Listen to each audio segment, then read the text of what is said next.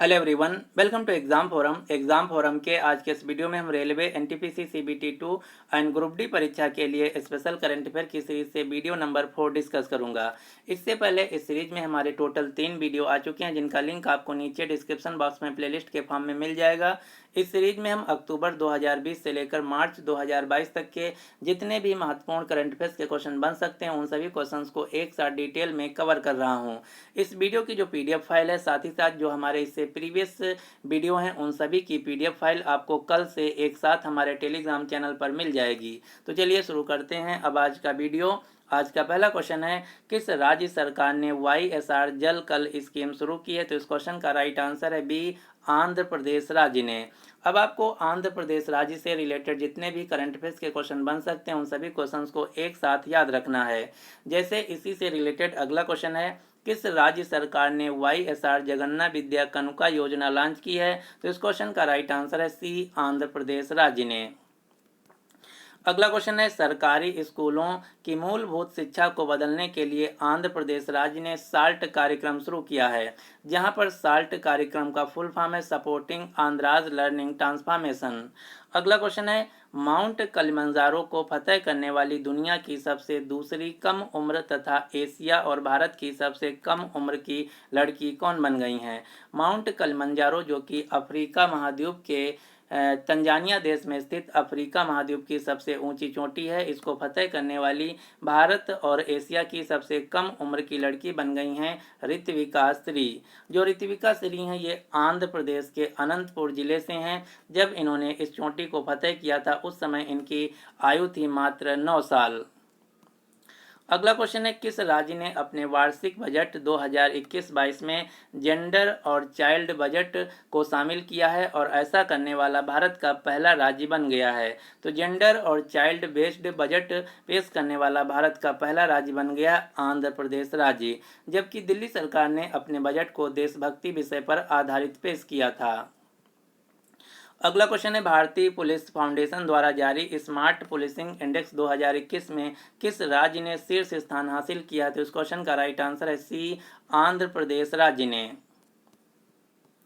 अगला क्वेश्चन है, किस राज्य में महिलाओं और छात्राओं की सुरक्षित परिवहन प्रदान करने के लिए पुलिस ने सी ऑटो स्टैंड स्थापित किए हैं? तो सी ऑटो स्टैंड शुरू किया गया है आंध्र प्रदेश के चित्तूर जिले में। वर्तमान में आंध्र प्रदेश राज्य के राज्यपाल हैं विश्वभूषण हरिचंदन। मुख्यमंत्री हैं YS जगनमोहन रेड्डी। आंध्र प्रदेश की राजधानी है अमरावती, जो कि कृष्णा नदी के किनारे स्थित है। जो आंध्र प्रदेश राज्य के राज्यपाल हैं विश्वभूषण हरिचंदन, इनको वर्ष 2021 का कलिंग रत्न सम्मान दिया गया है। कलिंग रत्न सम्मान, जो कि उड़ीसा राज्य के द्वारा साहित्य के क्षेत्र में दिया जाने वाला एक महत्वपूर्ण सम्मान है। तंबाकू बोर्ड ऑफ इंडिया का मुख्यालय स्थित है आंध्र प्रदेश के गुंटूर जिले में। स्मार्ट पुलिस इंडेक्स 2021 में आंध्र प्रदेश राज्य ने शीर्ष स्थान हासिल किया है। अगला क्वेश्चन है, Skoch state of governance ranking 2021 में भी आंध्र प्रदेश राज्य ने नंबर 1 स्थान हासिल किया है। जो आंध्र प्रदेश के मुख्यमंत्री हैं YS जगनमोहन रेड्डी, इनको वर्ष 2021 का Skoch chief minister of the year पुरस्कार से सम्मानित किया गया है। लेकिन यहाँ पर आपको ध्यान देना है, यदि आपसे क्वेश्चन पूछा जाए स्कॉच चैलेंजर अवार्ड 2021 किसे दिया गया, तो उत्तर होगा अर्जुन मुंडा को। अर्जुन मुंडा, जो कि वर्तमान में केंद्रीय जनजाति कार्य मंत्रालय के मंत्री हैं। आंध्र प्रदेश के अमरावती शहर में भारत का 25वां उच्च न्यायालय स्थापित किया गया है। आंध्र प्रदेश के अमरावती में जो 25वां उच्च न्यायालय है, ये भारत का सबसे नवीनतम उच्च न्यायालय यानी कि हाई कोर्ट है। अगला क्वेश्चन है, प्रधानमंत्री किसान राष्ट्रीय पुरस्कार 2021 से सम्मानित किया गया आंध्र प्रदेश के अनंतपुर जिले को। प्रियंका नोटक्की भारत की 23वीं महिला ग्रैंड मास्टर बनी है, जो कि आंध्र प्रदेश के विजयवाड़ा शहर से हैं। राष्ट्रीय संस्कृति महोत्सव 2022 का आयोजन आंध्र प्रदेश के राजमंदूरी शहर में किया गया है, जबकि राष्ट्रीय संस्कृति महोत्सव 2021 का आयोजन कोलकाता पश्चिम बंगाल में किया गया था। अब आपको सभी जो महोत्सव सरकार के द्वारा आयोजित किए जाते हैं, उन सभी को एक साथ याद रखना है। जैसे राष्ट्रीय युवा महोत्सव 2022 का आयोजन पुडुचेरी में किया गया है, इससे पहले लखनऊ में किया गया था। राष्ट्रीय जनजातीय नृत्य महोत्सव 2021 का आयोजन छत्तीसगढ़ के रायपुर शहर में किया गया। भारत अंतर्राष्ट्रीय विज्ञान महोत्सव 2021 का आयोजन गोवा पणजी में किया गया। भारत अंतर्राष्ट्रीय फिल्म महोत्सव 2021 का आयोजन भी गोवा के पणजी में किया गया है। अगला क्वेश्चन है, वर्ष 2021-22 में फलों के उत्पादन में किस राज्य ने शीर्ष स्थान हासिल किया है? तो फलों के उत्पादन में भारत का नंबर 1 राज्य है आंध्र प्रदेश। लेकिन इसी से रिलेटेड अगला क्वेश्चन है, सब्जियों के उत्पादन में भारत का नंबर 1 राज्य है उत्तर प्रदेश। उत्तर प्रदेश दूध के उत्पादन में नंबर 1 है, उत्तर प्रदेश गेहूं के उत्पादन में नंबर 1 है, उत्तर प्रदेश गन्ना के उत्पादन में नंबर 1 है। अगला क्वेश्चन है, क्वेश्चन नहीं है, एक ट्रिक है। ट्रिक क्या है? यदि आपको परीक्षा में कहीं भी YSR दिख जाए तो सीधा आंसर टिक कर देना है आंध्र प्रदेश, क्योंकि आंध्र प्रदेश की जितनी भी योजनाएं होती हैं सभी योजनाएं YSR से शुरू होती हैं, क्योंकि जो आंध्र प्रदेश के वर्तमान में मुख्यमंत्री हैं इनके पिताजी का नाम था यादगुड़ी सांदिती राजशेखर रेड्डी। इन्हीं के नाम पर आंध्र प्रदेश की सभी योजनाओं को शुरू किया गया है। यहाँ पर आप देख पा रहे हैं ये हैं सभी आंध्र प्रदेश की योजनाएं, जैसे YSR मत्स्यकारा भरोसा योजना, YSR वाहन मित्र योजना, YSR कांति वेलगु स्कीम, YSR नवोदय योजना, YSR नेत्रना नेस्तम योजना, YSR रायतु भरोसा योजना, YSR जलकल स्कीम, YSR जगन्ना विद्या कनुका योजना, YSR नाडू नेडू प्रोग्राम, YSR ला नेस्तम योजना। ये सभी योजनाएं आंध्र प्रदेश सरकार के द्वारा शुरू की गई हैं। अगला क्वेश्चन है, किस राज्य ने पर्यटन संजीवनी योजना शुरू किया है? तो इस क्वेश्चन का राइट आंसर है बी, असम राज्य में पर्यटन संजीवनी योजना शुरू की गई है। अगला क्वेश्चन इसी से रिलेटेड है, भारत का पहला मल्टी मॉडल लॉजिस्टिक पार्क की आधारशिला कहां पर रखी गई है? तो इस क्वेश्चन का राइट आंसर है, भारत के पहले मल्टी मॉडल लॉजिस्टिक पार्क की आधारशिला रखी गई है असम के जोगीघोपा शहर में। असम राज्य से रिलेटेड अब आपको 2-3 क्वेश्चन याद रखने हैं। असम में बिहू महोत्सव मनाया जाता है। जो बिहू महोत्सव ये 3 प्रकार का होता है, रोगाली बिहू या बोहाग बिहू, कोगाली बिहू या काती बिहू, भोगाली बिहू या माघ बिहू। जो बिहू एक त्यौहार या एक हार्वेस्टिंग फेस्टिवल है, यानी कि फसल की कटाई के समय यह त्यौहार मनाया जाता है। असम सरकार के द्वारा उद्योगपति रतन टाटा जी को 2022 का जो असम राज्य का सर्वोच्च सम्मान है जिसका नाम है असम वैभव सम्मान से रतन टाटा जी को सम्मानित किया गया है। असम राज्य की राजधानी है दिसपुर। असम राज्य के मुख्यमंत्री हेमंत बिस्व शर्मा। हेमंत बिस्व शर्मा जो कि वर्तमान में बैडमिंटन एसोसिएशन ऑफ इंडिया भारतीय बैडमिंटन संघ के भी अध्यक्ष हैं। असम राज्य के राज्यपाल हैं जगदीश मुखी। अगला क्वेश्चन है, किस राज्य ने सड़क मरम्मत योजना पथश्री अभियान शुरू किया है? तो पथश्री अभियान जो योजना ये पश्चिम बंगाल राज्य की योजना है, यानी कि इस क्वेश्चन का राइट आंसर है बी। पश्चिम बंगाल राज्य के वर्तमान में राज्यपाल हैं जगदीप धनखड़। राजधानी है कोलकाता। पश्चिम बंगाल की मुख्यमंत्री हैं ममता बनर्जी, जिनकी पार्टी का नाम है TMC तृणमूल कांग्रेस पार्टी। पश्चिम बंगाल राज्य के द्वारा मां कैंटीन योजना भी शुरू की गई है और इसी प्रकार से अन्य राज्यों के द्वारा शुरू की गई कैंटीन योजना इस प्रकार से हैं, जैसे अम्मा कैंटीन योजना तमिलनाडु राज्य की है, शिव भोजन थाली योजना महाराष्ट्र राज्य की है, इंदिरा रसोई योजना राजस्थान राज्य की है, दीनदयाल अंत्योदय रसोई योजना मध्य प्रदेश राज्य के द्वारा शुरू की गई है। भारत का पहला टायर पार्क स्थापित किया गया है पश्चिम बंगाल के कोलकाता शहर में। पश्चिम बंगाल में आपको Gorumara national park, Jaldapara national park, Sundarban national park, Neora valley national park, Singalila national park तथा बुक्सा टाइगर रिजर्व मिलेगा। ये सभी जो राष्ट्रीय उद्यान है पश्चिम बंगाल राज्य में स्थित हैं और इनमें से सबसे ज़्यादा पूछा जाता है सुंदरवन। जो सुंदरवन डेल्टा है यह भी पश्चिम बंगाल में स्थित है।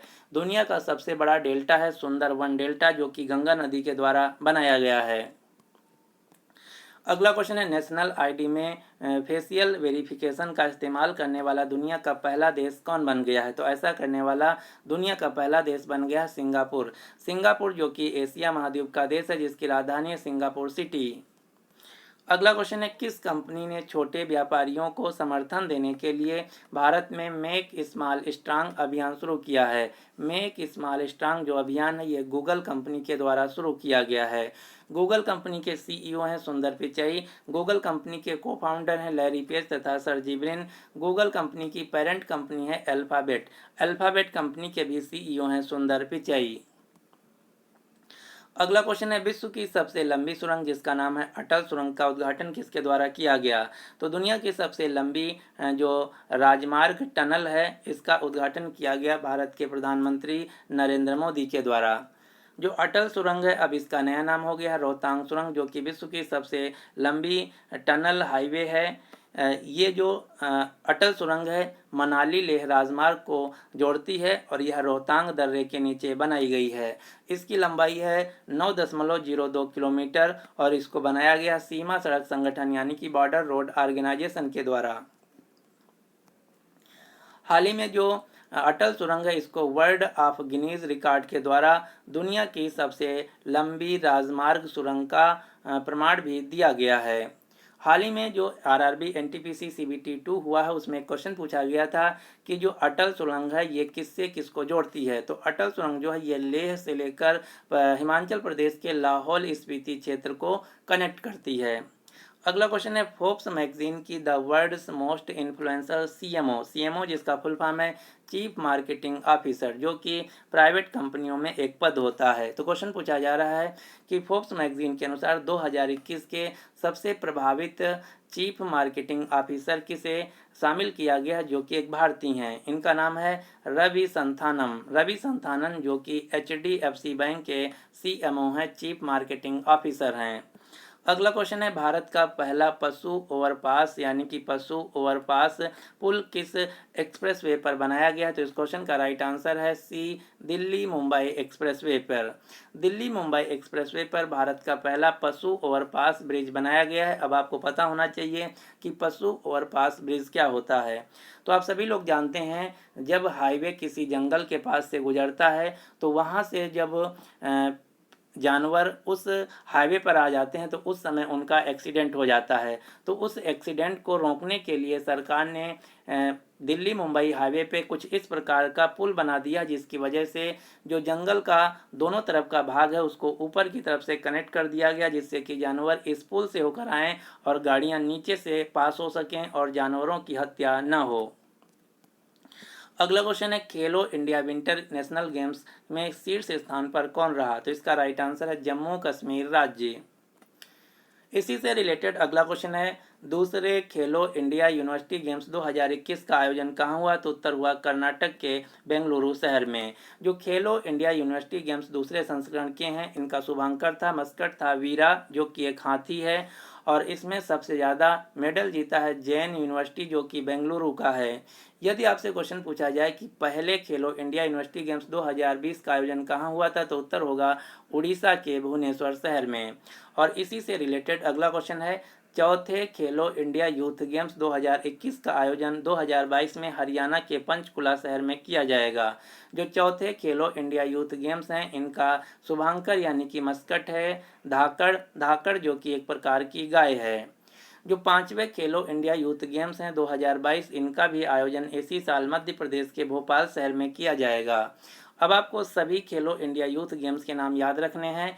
इनकी शुरुआत सबसे पहले 2018 में हुई थी। 2018 में पहले खेलो इंडिया यूथ गेम्स का आयोजन दिल्ली में हुआ था, दूसरी बार 2019 में पुणे महाराष्ट्र में, तीसरी बार 2020 में गुवाहाटी असम में, चौथी बार 2021 में ना होकर अब 2022 में खेले जाएंगे हरियाणा के पंचकुला में और 2022 के मध्य प्रदेश के भोपाल शहर में आयोजित किए जाएंगे।